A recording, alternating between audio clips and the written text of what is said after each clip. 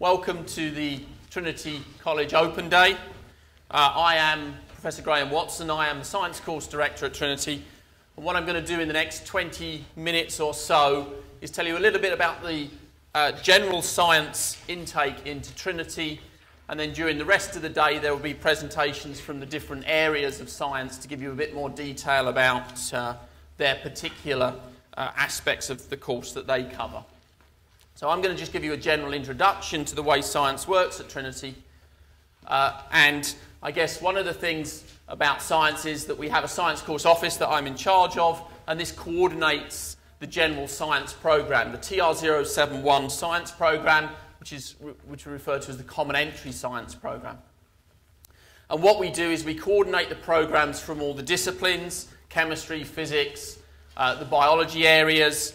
All of those programs are coordinated into this common entry program. And as I've just said, you can get more information about the specifics of each discipline from the presentations during the day that will be in here and in the other lecture theatres. But also, down the other end of the atrium, there's a lot of desks which are manned by people from each of the disciplines, so you can go and ask specific questions that you're interested in about those particular subjects. The Science Course Office also actually has a desk if you want to ask some more general questions as well. And we handle the student course registration, the module choices, class splits, because there's a lot of choice in the science course and students have to be given this information, and I'll give you a little bit of that information today. The other thing we try to do is to keep the course up to date and relevant, and we collate feedback from the students to the staff and vice versa. And it's the contact point, the Science Course Office, between the university academic structure and the students. So there's an office down there with a drop-in desk where students can come at any time and ask questions. There's also, Science Course has a web page. You might want to look at this. There's some information for secondary schools and about careers and about the undergraduate program here. So there's additional information on that which may be of use. So coming back to the point of the open day is to come and tell you something about science and why you might want to study science. So why study science? Well, there is a strong demand for technical and scientific knowledge within the workplace. Many careers require this type of knowledge. It's becoming more common that this type of knowledge is required in a whole range of areas that are important to the Irish economy. In addition to the specific, if you like, discipline-type knowledge, what science teaches you is an analytical and logical and critical approach to thinking. You need that for science. The science course will develop that, and that's actually very important in any branch of the modern world. You'll also be trained as part of the course to work obviously individually, but also as part of teams. Teamwork is very important in industry, and so the science course prepares you very well for life after university.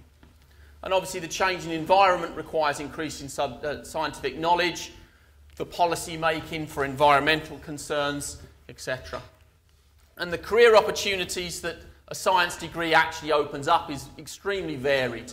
Because of all these things, you can go into discipline-specific areas, or you can go into areas not based on the discipline due to the type of skills that you'll get from that. So I made a list of it says career opportunities. These are places that people have gone in the last few years. It basically covers everything. There are the obvious ones that you might expect: research scientists, pharmaceutical industry, where they've used their discipline-specific information and knowledge to advance their career. But there's anything from journalism, law. People have gone into all sorts of areas through science due to the skills that it gives you. So the next question, I guess, for the Trinity Open Day is why study science at Trinity as opposed to anywhere else? Well, I guess probably the most compelling reason for me is there's a research-led teaching environment. And the lecturers here are basically world leaders in their fields of research. And so you get taught by people who are pushing the boundaries of science in their particular disciplines. We have excellent facilities, there's excellent lab facilities. And when you go down the far end and talk to the people at the desks, what you'll see that those desks are actually set up around where the labs are. You can actually have a look into the labs. But we have excellent facilities to provide the sort of training that you need. In terms of the university, it's highly ranked in the global rankings. And what that means is, not only do you get a degree by studying at Trinity that's recognised in Ireland, but it's recognised across the world. So if you want to stay in Ireland, you've got a very highly regarded degree, but if you want to go abroad to the US, in Europe, or even further than that, then the degree from Trinity will be well recognised across the world. Another aspect of the Trinity degree that we're very proud of is the fact that we maintain the research project element of the degree. So there is in all of the science disciplines, there will be a set time where students are given research projects to independently research within one of the research groups within Trinity. And they will perform this independent research with supervision, obviously, but that will give them much greater idea of independent working and aspects like that, which are very important these days. We've got excellent lab facilities, so we have a lot of lab work, which is obviously key to science, but we also have disciplines where there is field trips to actually, so environmental science, botany, zoology, areas like that where there will be field trips as well as laboratory work. And as I've said, the Science Course Office provides dedicated and thorough support for the students, not only in them making the correct choices, but in helping them through their studies. The course at Trinity is continuously updated, it's continuously monitored, the course structure is modified to give the best environment for the students to learn, and the quality is checked on a year-by-year basis. We also have what's called a tutorial system, which is a little bit different to most places. Every student is assigned a tutor, and that tutor is there to give both academic and personal advice, to advise the student and to represent the student, in fact, to the college. So if there become any issues, then you have an advocate within the college. And I guess one of the key elements, and that's what I'm going to focus on for much of the rest of the talk, is that there is a very wide range of choices within the science degree. So you can come in through this general entry, and you can then specialise and generate effectively a degree that has the elements you're interested in. So the actual entries that we have around the science area are these. The main one I'm talking about here is the TR071 Science Common Entry Programme. There's maths and theoretical physics, human genetics, chemistry and molecular modelling, medicinal chemistry, nanoscience and earth sciences. These are what I would call direct entry courses in science. These are a little bit different. You can get information about all of these programs from the relevant disciplines, so there'll be a desk for mathematics down there. Theoretical physics is actually a shared maths physics course, so you can ask at either desk. And there'll be a genetics desk, a chemistry desk. So you can ask the specifics about those direct entry courses, and I'll tell you a little bit about this common entry science course. I guess the first thing I'm going to do it slightly backwards and start by where you end up coming to a degree at Trinity. These are actually the final degree options. These are the specialisations that students end up in the third and fourth years of their degrees. So this is where students are ending up at the end of the degree. These are the specialisations: biochemistry, chemistry, environmental sciences, functional biology, genetics, geography, geology, immunology, microbiology, molecular medicine, neuroscience, physics and astrophysics, physiology, plant sciences and zoology. And for many students, the sort of detailed aspects of what genetics is as opposed to biochemistry will not be clear at the moment. And that's perfectly reasonable, which is one of the reasons why we have this direct entry course. This common entry course. Students can learn what these are in the first 2 years, and so they can make an informed choice about where they want to go in terms of the specialisations.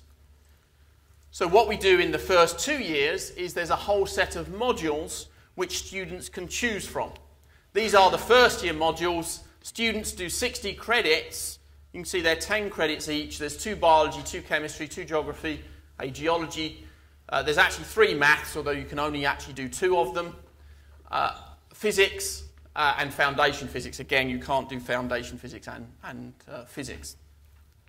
So students will choose 6 of these to do in their first year. And the choice we'll get to in a moment. The way it's structured, it says term structure, it should really say semester structure, because they're semesters now. The semesters are arranged so that we have a freshers week. We then have semester 1 is a 12-week period, which is all before Christmas. There's 6 weeks of teaching, followed by study week, which is a week where students can catch up on their studies without any lectures or laboratory work. And then we have 5 more weeks of teaching, which takes us just about up to Christmas. There's a short recess, and then we have another 12-week semester, which has exactly the same structure. So all the teaching is within these 2 12-week periods, and the 60 credits, you have to split 30 credits in the first semester, 30 credits in the second semester. Now what happens after that is there's a 3-week revision period, and then there's a 4-week exam period. I should say that Trinity still operates an annual exam system, so all of the exams for the year are within that 4-week period. Okay, so exams for the first semester are in that 4-week period, as are the second semester. So all the exams are together. And then there's a period there which the students won't worry too much about. That's when the staff actually have to mark all the exams and get all the results together. Obviously the students want to see the results, but they're not too interested in the marking. So this is the structure, and as I said, you have to do 30 credits in the first semester, 30 credits in the second semester. And the way the science course is arranged is like this. So this is the first semester modules that run in the first semester, these run in the second semester, and you have to choose 3 from here and 3 from there. And the choice you make does matter in the sense that if you want to do chemistry as a final option, then you have to do chemistry in first and second year. To do certain disciplines, to certain subjects in the third and fourth year, you have to make the right choices in the first and second year to be allowed to do them. So I'm just going to explain how that works. We've actually set up 4 patterns to try and explain this. So pattern 1 has maths in the 2 semesters and physics in the 2 semesters. Those 2 are required if you want to do physics. If you want to do, you can still do all of these. You can still do chemistry, functional biology, geography, geology, physics, physiology, plant sciences and zoology, but you have to take the right ones as the other 2 modules in the first and second semester. What you definitely can't take, in this case it's not recommended, is these molecular biology subjects, because they recommend that you do both chemistry and biology in the first year, and you can't do that with this choice. What you definitely can't do is genetics and microbiology, because they insist on you doing chemistry and biology in the first year. Pattern 2 has just maths, so there's a lot more choice, and obviously what you choose will depend on what you can go on to do. If you want to do chemistry, you'll have to do both chemistries. If you want to do geography, you'll have to do, I think, in fact, in the case of geography, you actually only have to do 1 of them. But the details of the process don't matter too much. What I'm trying to show is that there's a lot of choice, but that also makes it quite complicated. What you can't do is physics. We've removed physics from this choice in this pattern. Pattern 3, there is 1 semester of maths. That's the only fixed one, and then you choose from these. But obviously, again, if you want to do chemistry, you have to take both chemistries. If you want to do genetics, you have to take chemistry and biology. You still can't do physics because physics isn't there. Pattern 4, and this is, I guess, one of the take-home messages, is no maths. If you don't do maths, then you're very restricted in what you can do in terms of your 3rd and 4th year. The only 4 subject areas are environmental sciences, geography, geology, and plant sciences. So everybody is basically recommended to do some maths when they come to do science at Trinity. So there's all the things you can't do with that pattern. Now, all I've probably managed to do is confuse everybody, I suspect. It is complicated, and it's complicated because there is a lot of choice. And explaining the nuances of the rules is difficult. So one of the things that's very important and we take very seriously is the orientation for the incoming students. As I've said, choice is one of the central features of our degree programme, and it looks daunting. It's incredibly hard to try and explain to somebody, especially in 15 minutes. But we have the Science Course Office, which is there to give advice all the time, and we have an initial orientation before any lectures start. Okay? And we have talks from the various subjects to the incoming students so that they have an idea of what's going to be covered. We have one-to-one advice for each student from an academic. We actually have a whole day where we have a set of academics sit down and they have one-to-one meetings with every single student to talk to them about what modules are appropriate for them, given their interests and their background. So we take this selection in the first year very seriously, because the last thing we want to do is have someone get to the end of second year and can't do the subject they're interested in because they didn't cover the right modules in first and second year. And the other thing that we do, we allow as much flexibility in changing those choices as we can. So for instance, when you start within the first couple of weeks, if you suddenly decide, actually, I put myself down for physics and that was a bit silly, I shouldn't have done that, then you can change within the first few weeks. And for the second semester choices, you can change all the way up to the end of the first semester. So there's a lot of choice and there's a lot of flexibility in changing those if you think you've made the wrong choice. And the Science Course Office is always there to give advice about that process. The dreaded slide on leaving cert points. This shows the common entry and these direct entry courses. These are the points over the last few years for those courses. Anyone who doesn't know, the star means that not everybody with that set of points got in. And what the CAO does when there's too many people on a set of points is actually do a lottery. It's random for those people on those points. So this shows the points. Now, bearing in mind, in 2012, there was the bonus points for maths. So if you get C or above in higher level maths, there's 25 extra bonus points in the Leaving Cert. So in fact, science, probably the increase in the last year was primarily due to the bonus points. So there hasn't been too much change in science, really. And one of the reasons for that is that there's this large number. We take 340 students in through the Common Entry Science programme, and that tends to smooth out variations in the points. What you'll see with these direct entry courses is there's a lot fewer places in them, and they tend to vary a lot more. Okay, and that's because with a small number of students, the statistics tell you that they will vary quite considerably based on the particular students who apply that year.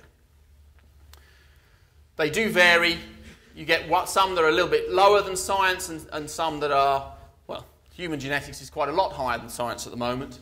But that's the message, I guess, from the Leaving Cert points.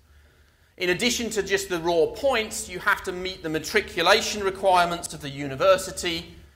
The matriculation requirements, which are the requirements to enter Trinity for any course, they'll be in the booklet. They're basically that you have to pass 6 subjects, 3 at higher level,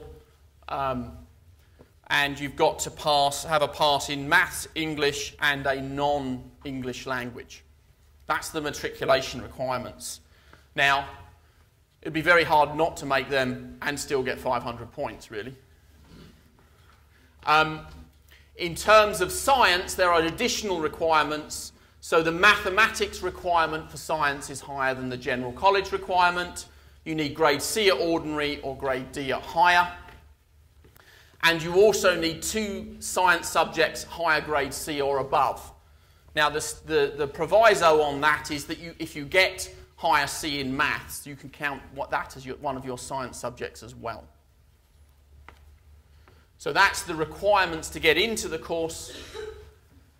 That's really all I'm going to say. I wanted to just give you a general idea about the way the science program is structured.